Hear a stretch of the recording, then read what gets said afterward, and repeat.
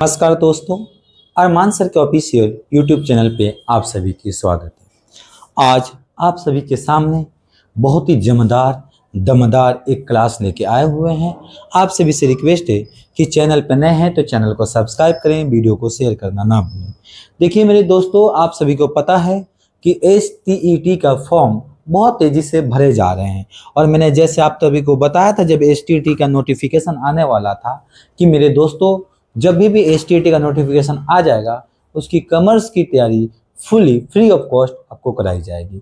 तो चलिए, चैनल पर नए हैं तो चैनल को सब्सक्राइब करें, वीडियो को शेयर करना ना भूलें। आज आपके सामने STET जो कॉमर्स के जो सिलेबस है उसी का एक बहुत ही इंपॉर्टेंट महत्वपूर्ण टॉपिक आपके सामने कवर करने वाले हैं। चैनल पर नए हैं तो जल्दी चैनल को सब्सक्राइब करें। अभी देखिए, आपने जैसे देखा होगा कि थ्योरी प्लस का MCQ लिखा हुआ है, मतलब थ्योरी और MCQ। पहले हम आपको थ्योरी कंप्लीट कराएंगे, फिर इसके सेकेंड पार्ट में हम आपके लिए MCQ लेके आएंगे। तो जल्दी से चैनल पर नए हैं तो चैनल को सब्सक्राइब करें और वीडियो को शेयर करना ना भूलें। देखिए मेरे दोस्तों, सबसे पहले हम बात करने वाले हैं पार्टनरशिप का। किसकी बात करने वाले मेरे दोस्त? पार्टनरशिप का। तो पार्टनरशिप होता क्या है? तो देखिए, भारत में जो पार्टनरशिप एक्ट चलता है वो पार्टनरशिप के लिए एक्ट चलता है। पार्टनरशिप का एक्ट जो चलता है वो 1932 चलता है। ठीक है सर, आप सबसे पहले बात करते हैं पार्टनरशिप होता क्या है। पार्टनरशिप होता क्या है? तो जब दो, ठीक है, दो या दो से अधिक, मोर देन टू पर्सन मिलके कोई बिजनेस करते हैं उसे हम पार्टनरशिप कहेंगे। सर पार्टनरशिप मैंने ये नहीं बोला दो, मतलब पार्टनरशिप करने के लिए दो आदमी की जरूरत होती है, दो से ज्यादा हो सकते हैं, लेकिन अब ज्यादा कितने होंगे, मैक्सिमम कितने होंगे, ये हम आगे स्टडी करेंगे। क्या करेंगे जी? स्टडी करेंगे। तो ये सब चीजें हम आपको पढ़ाने वाले हैं। तो चैनल पर नए हैं तो चैनल को सब्सक्राइब करें, वीडियो को शेयर करना ना भूलें। देखिए सबसे पहले बोला गया Indian partnership act define the partnership as the relation between the person who have agreed to share the profit of the business carry on by all or any them acting for the essential feature of the partnership therefore are। देखिए कह रहा है partnership according to the Indian partnership act 1932 the section 4। The partnership होता क्या है? Sir partnership का बोला क्या गया कि एक ऐसा रिलेशन है पर्सनों के बीच में जो लोग किस बिजनेस करते हैं उसमें प्रॉफिट बांटना बहुत ही जरूरी है। Must be distributed the profit, यानी प्रॉफिट को बांटना बहुत ही ज्यादा जरूरी है। जैसे कि और उसमें ये भी बोला गया कि मान लीजिए पार्टनरशिप में ABC लेके, तो चाहे तो तीनों वर्क कर सकते हैं या तीनों में से कोई एक भी कर सकता है। इसका मतलब वो बोला सर, यहां पे देखिए कैरी ऑन बाय ऑल और any of them acting to all. Sir या तो सभी कर सकते हैं या सभी के बिहाफ पे कोई भी एक बंदा आपका कर सकता है। तो ये था आपका पार्टनरशिप का प्रॉपर डेफिनेशन। चले मेरे दोस्तों, अब इसकी कुछ फीचर से देखेंगे। हिंदी में भी देखा गया है भारतीय भागीदारी अधिनियम, पार्टनरशिप के साझेदारी अधिनियम साझेदारी को उन व्यक्तियों के बीच संबंध के रूप में परिभाषित करता है जो किसी व्यवसाय के लाभ को साझा करने के लिए सहमत हुए हैं। ठीक है, लाभ को साझा करने से सहमत हुए हैं या उनमें कोई भी एक सभी के लिए कार्य करते हुए संचालित करता है, इसलिए साझेदार मतलब। अब यहाँ पर सबसे पहले देखिए फीचर क्या है मेरे दोस्तों, देखिए सबसे पहला फीचर्स क्या है। सबसे पहला क्या है कि एन एसोसिएशन ऑफ टू और मोर पर्सन। सर इसमें क्या हुआ? एसोसिएशन, इसमें इंडिविजुअल होगा, दो या दो से अधिक हो सकते हैं। ठीक है, अगला यहाँ पे लिखा गया an agreement entered into by all person in concern, सभी संबंधित व्यक्तियों द्वारा किया गया समझौता। अब देखिए यहाँ पे जो एग्रीमेंट होगा या तो मेरे दोस्तों ओरल होगा या तो रिटेन होगा, मतलब यहाँ पे जरूरी नहीं है कि एग्रीमेंट को रिटेन ही हो, ओरल हो। ठीक है, तो कुछ भी हो सकता है। अब एग्जिस्ट ऑफ द बिजनेस, किसी व्यवसाय का मतलब वो बिजनेस एग्जिस्ट होना चाहिए। ठीक है, अगर हम पार्टनरशिप बनाते हैं और वो बिजनेस कैसा होना चाहिए सर? वो लॉफुल होना चाहिए। The carrying on the business by all और एनी, या तो सभी कैरी कर सकते हैं मिलकर, कोई इसमें से एक भी बंदा अपना काम कर सकता है सभी के ब्याह पे। Sharing of the profit of the business including loss, मतलब आपका प्रॉफिट और लॉस बांटना जरूरी है, प्रॉफिट बांटना। मान लीजिए मेरे दोस्तों A और BC तीन पार्टनर हैं, तीनों को बांटना है, तो ऐसा होगा भैया हम तीनों में लॉस बांट देते हैं, प्रॉफिट दो में बांटेंगे, तो ये चीज गलत हो जाएगा। प्रॉफिट तीनों में बटेगा, लॉस भी बटेगा। लॉस बांट भी सकते हो, नहीं बांट सकते, वो चीज अलग आएगा। ठीक है मेरे दोस्तों, तो ये था आपका पार्टनरशिप का हम पूरी चल रहे हैं। तो आप चैनल पर नए हैं तो चैनल को सब्सक्राइब करना, वीडियो को शेयर करना ना भूलें। देखिए अब क्या कहता है अकाउंट, अब यहाँ पे थोड़ा सा गौर करेंगे। ठीक है, यहाँ पे कह रहा है for the account of the point of view the main thing of the remember that the relation arrange the partners will be govern by the nature of agreement. जो इनकी रिलेशन बनती है, जब दो या दो से अधिक लोग पार्टनरशिप बनता है, इनकी जो रिलेशन बनती है, इनकी रिलेशन कैसे आती है सर? बाय एग्रीमेंट से आती है। कैसे? Natural agreement, the agreement is known as the partnership deed. Sir अगर क्वेश्चन ये पूछता है कि पार्टनरशिप एग्रीमेंट को क्या बोलते हैं, तो भैया एग्रीमेंट को पार्टनरशिप डीड बोला जाता है। क्या बोला जाता है सर? Partnership deed. एक और चीज मैं बता दूं, कोई ऐसा चीज जो पार्टनरशिप डीड में मेंशन ना हो, पार्टनरशिप एग्रीमेंट में मेंशन ना हो, तो उसको हम according to the Indian partnership act 1932 के हिसाब से उसको कंसीडर करेंगे। ठीक है, तो अगर कोई ऐसा चीज जो हमने डीड में नहीं लिखा या हम एग्रीमेंट में नहीं मेंशन किए, तो टेंशन वाली बात नहीं है। जो पार्टनरशिप एक्ट 1932 है वो उसमें मेंशन हो जाएगा, उसके हिसाब से हम देखेंगे। देखिए यहाँ पे लिखा है should be the comprehensive the avoid the dispute the later it usually therefore of the find the following clause of the partnership deed. देखिए कह रहा है क्या कि हम ये क्यों करते हैं कि आने वाले समय में कुछ आपसी में प्रॉब्लम ना हो जाए। भैया देखिए एग्रीमेंट लिखा रहता है ना, लिखी हुई चीजें रहती है ना, तो आपके लिए सही होता है, मेरे लिए। अब मान लीजिए हमने एग्रीमेंट कुछ किया नहीं, ओरल भी कुछ नहीं किया, भैया बिजनेस कर ले, बाद में प्रॉब्लम हो जाएगी, भैया प्रॉफिट मुझे इतना चाहिए, कैपिटल पे मुझे इतना इंटरेस्ट चाहिए, लोन पे इतना चाहिए, तो इस सभी से झंझट यह है कि हम बिजनेस करें पे एग्रीमेंट कर ले रहे हैं। और ये एग्रीमेंट में क्या क्या होना चाहिए, हम इस को थोड़ा सा गौर करेंगे। सबसे पहले क्या होना चाहिए सर? ठीक है, सबसे पहले the name of the form and nature of the partnership business. Sir उसका नाम होना चाहिए, उसकी नेचर। दूसरा commencement of the duration of business, मतलब व्यवसाय प्रारंभ कब की गई, उसकी अवधि क्या है, मतलब कब तक चलेगी। The amount of the capital contribute by the each partner, मतलब भाई कह रहे हैं कि भैया कौन सी पार्टनर कितना आपका कैपिटल दिया, उसको भी आपको मेंशन होना चाहिए। The rate of the interest be allowed to the each partner on this the capital and no on the loan of the form and to be the charge and हिस्सा। देखिए कह रहा है कि इसमें भी मेंशन होना चाहिए कि कोई अगर पार्टनर कैपिटल इन्वेस्ट करता है, लगाता है, तो उसको इंटरेस्ट कितना % मिलेगा, और वो लोन देता है तो उसको कितना। देखिए अगर होना चाहिए, अगर मैं कह रहा हूँ होना चाहिए, अगर नहीं हुआ ना, अगर मेरे दोस्तों नहीं हुआ ना, तो हम क्या मानेंगे, पार्टनरशिप डीड में जो लिखा हुआ 6% हम वही कंसीडर करेंगे। देखिए आगे कह रहा है disposal of the profit particularly the ratio in which the profit are to be share. देखिए सर अगर मान लीजिए ए बी है, ए और बी 80 है, तो इनके बीच का रेशियो या तो 1:1 ले लीजिए, और नहीं तो आप जो एग्रीमेंट कर लीजिए कि भैया हम दोनों का प्रॉफिट का जो रेशियो होगा वो क्या होगा, वो आपस में बैठ के कर सकते हैं। अगला कह रहा है the amount to be allow the each partner as a drawing and the timing of the such drawing, मतलब क्या ड्रॉइंग के बारे में आपको पूरा मेंशन होना चाहिए। फिर कह रहा है क्या कि therefore a partner will be the allow the salary, हाँ पार्टनर को सैलरी देना है नहीं देना, ये भी आपको मेंशन करना पड़ेगा। अगला कह रहा है the any the variation usually right to the duty of the partner, right क्या होगा, पार्टनर्स का ड्यूटी क्या होगा, मतलब ये सब चीजें आपको एग्रीमेंट में होना चाहिए। इससे क्या होगा, जितना ज्यादा एग्रीमेंट में बातें होगी वो आपके लिए बेहतर होगा, क्योंकि वो इससे इजी होगा। क्योंकि हमें कोई भी डिस्प्यूट होगी तो डिस्प्यूट, फिर भी मैं कह रहा हूं अगर कोई भी डिस्प्यूट एग्रीमेंट के अलावा होता है तो मेरे दोस्तों हम किसके तरफ जाते हैं, पार्टनरशिप एक्ट 1932 की तरफ हम चले जाते हैं। ठीक है, तो ये टोटल पॉइंट है। जैसे यहाँ पे कह रहा है देखिए the basis of the determine the sum of the due to executor of the seed partner and the method of payment. अगर कोई साझेदार है, कोई पार्टनर उसकी डेथ हो जाती है, तो डेथ होने के बाद जो उसकी लीगल रिप्रेजेंटेटिव होगा उसको हम पैसा देंगे, कैसा देंगे, किस प्रोसेस में देंगे, पूरा प्रोसेस होना चाहिए। The treatment of the loss arising out of the insolvency of the partner, हाँ किसी साझेदार की दिवालिया से उत्पन्न होने वाली हानियों को कैसे किया जाएगा, कैसे उसको मेंटेन करेंगे, ये भी आपको मेंशन होना चाहिए। The procedure to the follow for the settlement of the dispute among the partner. अगर हम हाँ देखिए अब यहाँ पे कह रहा है कि अगर हम आपस में पार्टनरों के बीच में कोई डिस्प्यूट होता है तो उसको कैसे सॉल्व करेंगे, कैसे सेटल करेंगे, उसके बारे में मेंशन होना चाहिए। या तो आप आर्बिट्रेशन जा सकते हैं या तो कॉन्सलेशन जा सकते हैं, आपको मेंशन होना चाहिए। ठीक है, इससे क्या होगा कि जल्दी आप पहले से तैयारी बना के चले। अगला कह रहा है preparation the account and the audit करना, अकाउंट करना है तो होना चाहिए। The deed has to be properly stamped, जो भी डीड बनाओगे सर। देखिए अब मैंने पहले बोला ये तो ऑप्शनल है, पार्टनरशिप का रजिस्ट्रेशन भी ऑप्शनल है, लेकिन अगर आप डीड बनाते हैं तो उस डीड को स्टैम्प करा लेंगे स्टैम्प ड्यूटी से, ताकि इजीली बिल्कुल आपको ओरिजिनल कोई भी एग्रीमेंट कराते हो आप, तो एग्रीमेंट को आपको कहने के डीड कराना होता है इसलिए। अब अगला टॉपिक देखेंगे, देखिए अगला टॉपिक आता है ड्यूटीज ऑफ पार्टनर, है ना, पार्टनर का duty.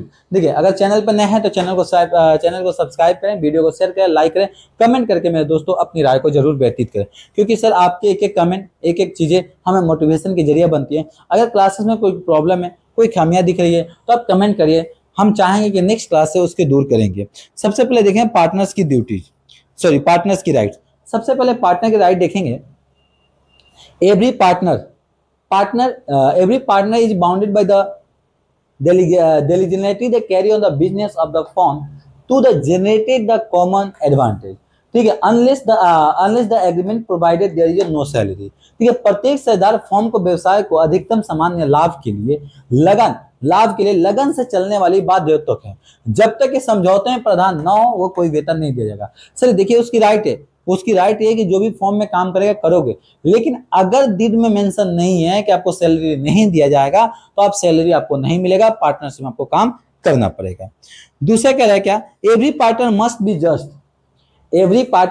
B the just and faithful to the other partner. देखिए इसमें कह रहा है कि हमेशा एक पार्टनर दूसरे के लिए हमेशा वफादार होना चाहिए और बिल्कुल न्यायपूर्ण, मतलब इसमें चोरी चकारी धोखाधड़ी वाला सोच नहीं होना चाहिए, बिल्कुल अच्छे से होना चाहिए। A partner is bounded to keep and render true and proper and correct account of the partnership and must be permitted the other partner to inspect and copy the such account.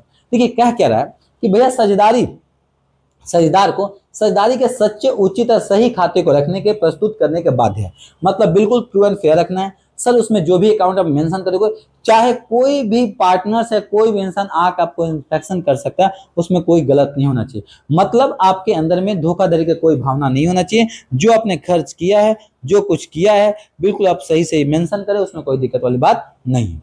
अगला कह रहा है कि every partner is bounded to the indemnified the firm the any losses caused by the willful the negligent or fraud in the conduct of the business।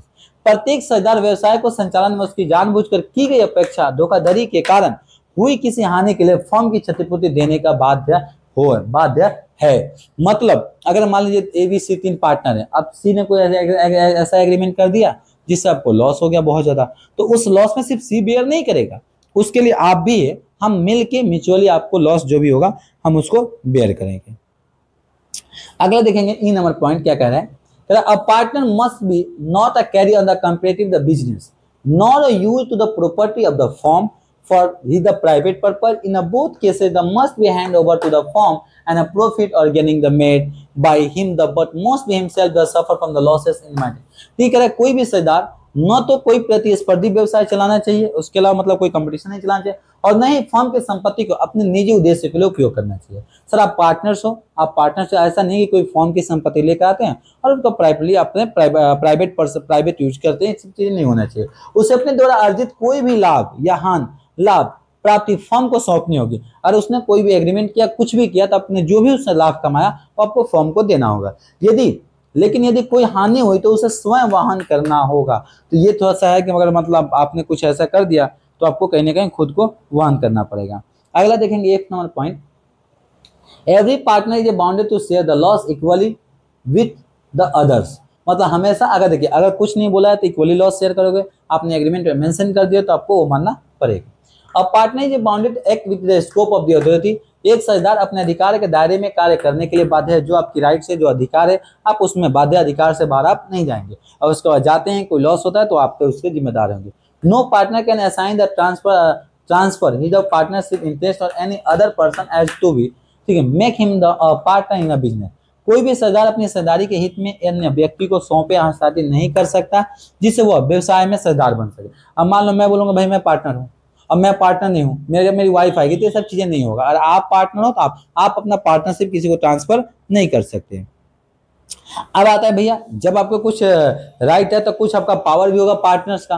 देखिए partners का power कह रहा है कि above the related to the relation among the partners themself when it come to the dealing with the outsider and third party. आपका right है कि मतलब पावर आप आउटसाइडर थर्ड पार्टी से डीलिंग कर सकते हैं। The partner supposed have to be power to act in a matter as a not to have the such power to other. In other words, unless the public notice has been given to the contrary certain contract, ठीक है, करेगा certain contract entered by the partner behalf of the partnership each without the consulting the other partner will be the binding to the firm in case।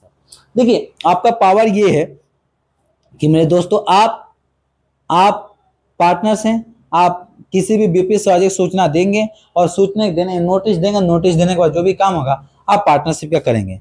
सबसे पहले मान लीजिए यहाँ पे example के लिखा हूँ, buying and goods and selling goods, आप खरीदने के लिए बता देंगे भैया। Receiving the payment on behalf of the firm, and आपने जो भी रिसीव किया आपको वो भी बताना पड़ेगा। तो ये आपका कुछ आपका पावर्स है जो आपको यहाँ पे मेंशन हुआ है। अगर आपको पीडीएफ चाहिए तो मेरे दोस्त आपको पीडीएफ मिल जाएगा, बशर्ते आप अरमान सर के टेलीग्राम चैनल पे जाके लिंक को ज्वाइन कर लेंगे। चलिए अब यहाँ पे आता है मेरे दोस्तों काइंड ऑफ पार्टनर्स।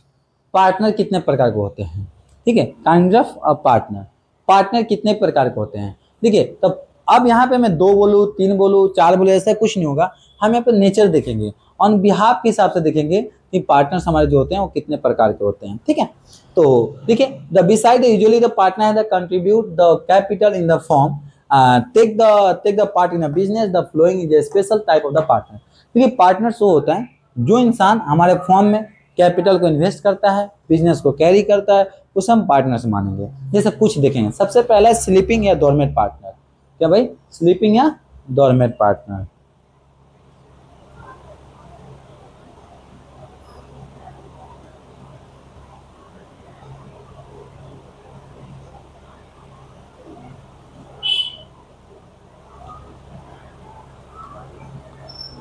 चलिए, स्लीपिंग एंड डोरमेंट पार्टनर क्या कहता है, is one of the who is the relatively the partner but those name does not appear in the any partners and who is not working in the outsider as a partner. He is liable to the third party and subsequently discover that he was or in a partner he has not duty to perform but he has to write the access the books of account and examination of the copy दो।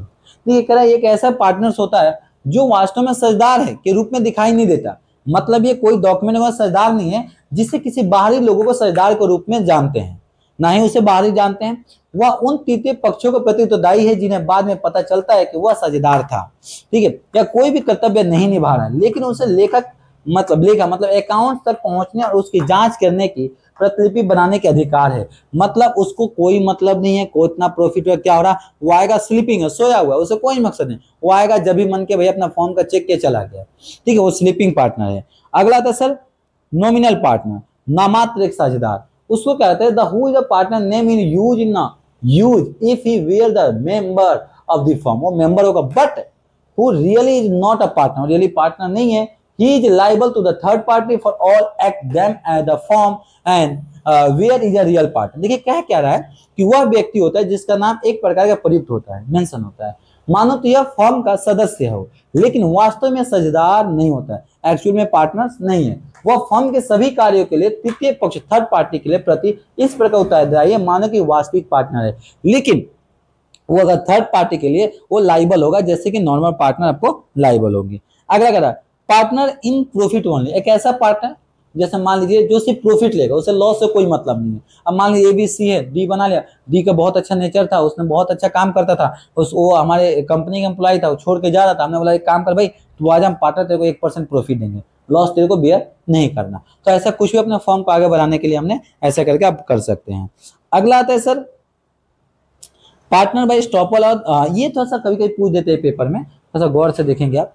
ये कह रहा है कि partner और estoppel और holding out is one of the without the really being the partner, so behave of the lead to the other believe him to be the partner. Similarly if one is declare to be the partner does not disclaim, मतलब मना नहीं कर the partnership, who will be treated the partner by the holding out, such the person are liable to the third party and extend the credit to the firm on the behalf। देखिए अगर हिंदी में भी देखेंगे, मैं यहाँ पे देखेंगे sir मैंने हिंदी में इसलिए लिया मेरे दोस्तों क्योंकि इस चीज में बहुत ऐसे मेरे दोस्त हैं जो हिंदी मीडियम से कर रहे हैं, तो उनके लिए दिक्कत ना हो इसलिए मैं यहाँ पे हिंदी मीडियम मेंशन किया है। तो इसलिए कहना मेरे दोस्तों जो आपके दोस्त या यार भाई बहन या जो भी आपके रिश्तेदार में अगर हिंदी मीडियम से कोई STT की तैयारी कर रहा होगा तो उसके लिए वीडियो बहुत ही इंपॉर्टेंट होने वाली है। तो देखें तो उसमें बाकी कोई भी दिक्कत होगा तो आप कमेंट करके जरूर बताएंगे, ठीक है। अब आता है सर सब पार्टनर, वो भागीदार, ठीक है। कह रहे हैं sub partner is one of the get the share profit of the firm from the one of the partner, ठीक है। Sub partner is no right to against the firm and he is not liable to that, ठीक है। जो ये सब partners होता है वो कोई भी लाइबल प्रॉफिट के लॉस के लिए नहीं होता है। वह फर्म जो किसी भी एक भागीदारी उसके लाभ में हिस्सा प्राप्त करता है, वो भागीदारी फर्म के विरुद्ध कोई भी अधिकार नहीं होता, फर्म के विरुद्ध कुछ नहीं कर सकता और ना ही वो कोई भी डेब्ट के लिए लाइबल होगा। लाइबल वही होगा जो आपको मेन पार्टनर है। देखिए अब इनकमिंग पार्टनर आपको पता है, वो पार्टनर जो आपको फॉर्म में नया पार्टनर आ रहा, मान लीजिए ये भी दो पार्टनर है, उन्होंने सी को एडमिट किया, उसको हम इनकमिंग पार्टनर बोलेंगे। रिटायरमेंट पार्टनर या आउटगोइंग पार्टनर आपके फॉर्म की वो पार्टनर जो फॉर्म आपको छोड़ के जा रहा है, रिटायरमेंट जा रहा है। देखिए अब यहाँ पे दो चीज ध्यान रखेंगे, जब वो पार्टनर्स आएगा तो क्या क्या लेके आएगा, कैपिटल के अमाउंट लेके आएगा, गुडविल के अमाउंट लेके आएगा, जो भी। और जब वो जाएगा तो भाई जब जाएगा तो देखिए कैपिटल के अमाउंट अपना लेके जाएगा, गुडविल का लेके जाएगा, और अनडिस्ट्रीब्यूटेड जो प्रॉफिट है जो हमने रिजर्व बनाया है वो भी वो अपना वापस लेके जाएगा। तो ये था आपका रिटायरमेंट पार्टनर। अब एक है माइनर पार्टनर। देखिए ये थोड़ा सा गौर से समझिएगा, लास्ट टॉपिक है। नॉर्मली देखिए मेरे दोस्त की माइनर को पार्टनर हम नहीं बना सकते, नॉर्मली माइनर को पार्टनर नहीं बना, लेकिन आजकल सोशल मीडिया का जमाना है, हमने सोचा कि एक काम करते, एक ऐसा बंदा है जो छोटा है, माइनर है, और वो बहुत ही ज़्यादा उसका नाम है सोशल मीडिया पर, बहुत ज़्यादा फेमस है, हम उसको पार्टनर बना लेते हैं। अब माइनर का नॉर्मली पार्टनर नहीं बना सकते। अब यहाँ पे एक केस है कि नॉर्मली माइनर का, लेकिन कुछ ऐसे केसेस है जिसमें आप माइनर को पार्टनर बना सकते हो, ठीक है, लेकिन माइनर का only the must B share the profit, minor से प्रॉफिट शेयर किया जाएगा उसके साथ, लॉस आपको शेयर नहीं किया जाएगा। तो ये थोड़ी सी समस्या था, तो आप माइनर को बना सकते हो पार्टनर, बशर्ते कुछ स्पेशल कंडीशन है, उस कंडीशन को सेक्शन के हिसाब से हम देखेंगे, ठीक है। ये था, तो ये था आपके पूरी पार्टनरशिप का, आपका जो था पार्टनरशिप का पूरा आपका थ्योरी था। अब नेक्स्ट इसके पार्ट में हम पार्टनरशिप का एमसीक्यू देखेंगे। तो चलिए, चैनल पे नए हैं तो चैनल को सब्सक्राइब करें, वीडियो को शेयर करना ना भूलें। थैंक यू, खुदा हाफिज़, टाटा बाय बाय, जय हिंद, जय भारत, जय बिहार।